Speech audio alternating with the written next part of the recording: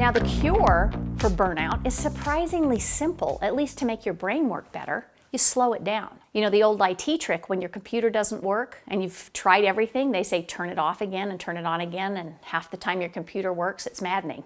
But your brain's the same way. And I would ask you to take a look at how much of a break your brain's getting during the day, particularly if you're feeling burned out. One of the easiest, most simple ways to begin the flywheel to help your brain is to make sure you're taking breaks during the day. If you have been doing hard work or you've sat at your desk for more than 4 hours, it's too much. Real quick, if you want to know more about burnout and how to not have it at work, go to the link in my description and you can download this free resource I put together for you.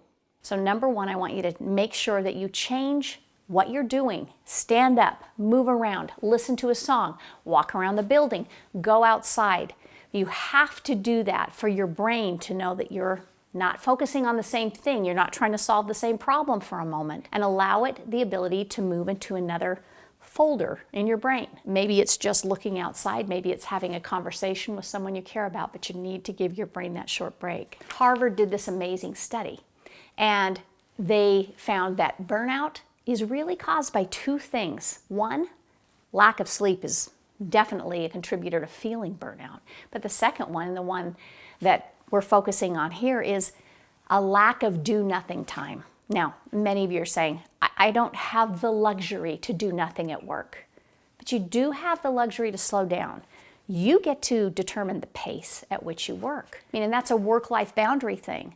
And many people say, no, my manager wouldn't let me slow down. Your manager doesn't automatically know when you're full. Your manager doesn't have a magic mirror ball that tells them when you're full. So it becomes your responsibility to be able to manage through those high periods of intensity and give yourself some of the breaks that you need and some of the do nothing time. Now, when you take this break I'm talking about, I'd like it to be 15 minutes.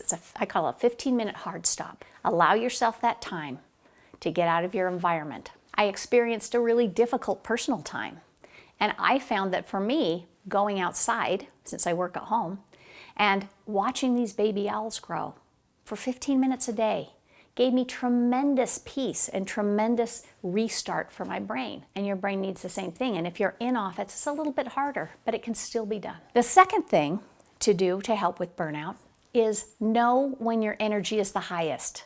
Now, doesn't that sound silly? Every one of us has a time in the day when our brain works the best. And that is the time when you should be doing the hardest work. Those things that we've talked about in an earlier class, where you prioritize the work that's going to get you the win at the company. It's typically work that's a little trickier, more complex, requires collaboration.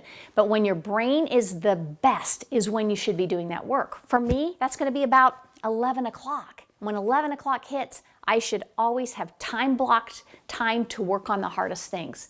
Definitely don't use that time to scan emails or return simple calls. Make your brain work for you. Prioritization. When we prioritize what's most important, and you can say this is the most important, second most important, third most important, or however you prioritize. Sometimes people use a 4-box grid to say urgent and important in the old Stephen Covey way. But no matter how you do it, you need to understand going into your workday, and every single day I do this, I write down what is the one thing, the number one thing I need to make some headway on today. Typically those are things that are, a quarter out or several months out and don't have deadlines tomorrow, unless I have been putting things off, which we don't want you to do. So make sure you know what the number one thing is. And when you find yourself in this endless loop, or you find yourself in an unproductive moment, I want you to go back, look at the one thing, reprioritize, and start working on that one thing.